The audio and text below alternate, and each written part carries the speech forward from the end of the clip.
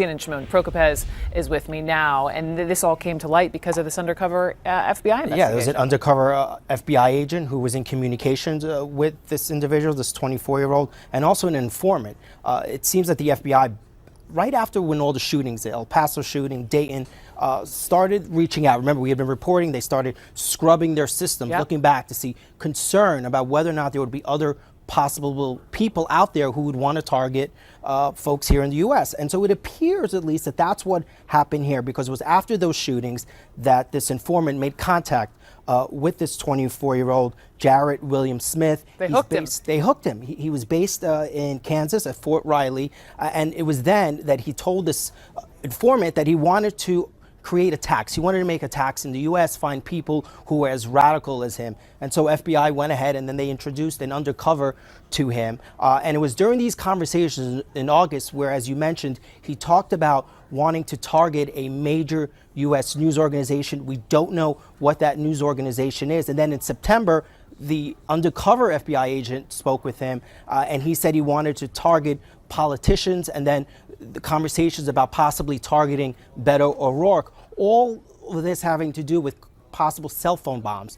He apparently knows how to make cell phone bombs, and that is exactly what he's charged with. He's charged with making postings on Facebook, telling people how to make cell phone bombs. That's what he's charged with.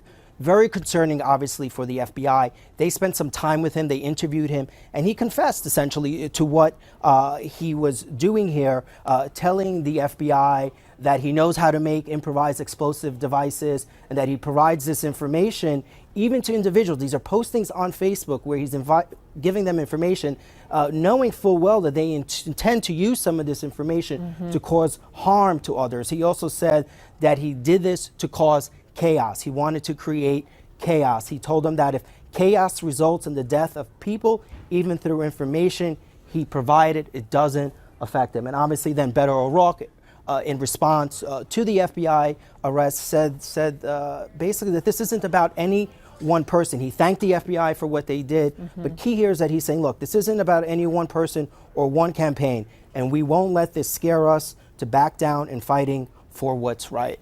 Obviously very concerning here. I think what we're seeing, this is an example of what the FBI is now doing. They're going back, scrubbing their systems, looking to see at people who could be potentially problems for them, people that they may have missed or people that sort of have fallen off the radar. This guy, keep in mind, first contact that the FBI had or even knew about him was in March, and it wasn't until August that they went back and said what's going on, and clearly very concerning, and so they arrested him 2 days ago. For all the attacks we cover, this is one thwarted, frightening well done indeed. to the FBI. Shimon, thank you very much.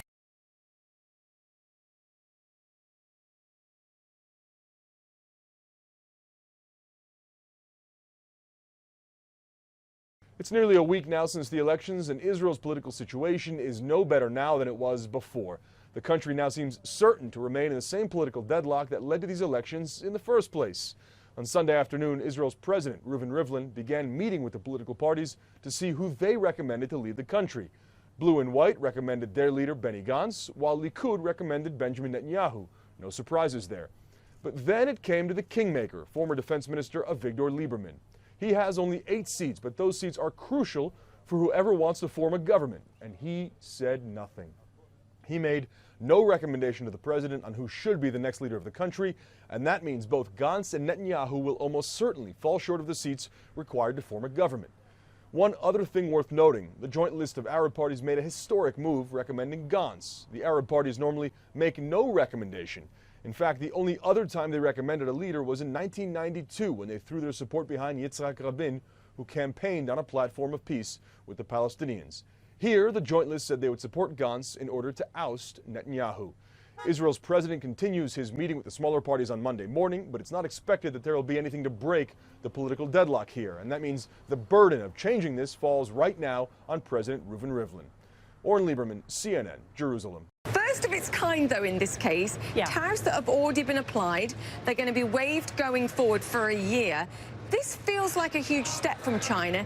Is it an olive branch ahead of fresh talks, or is this acknowledgement that tariffs are hurting the domestic economy, or perhaps both here?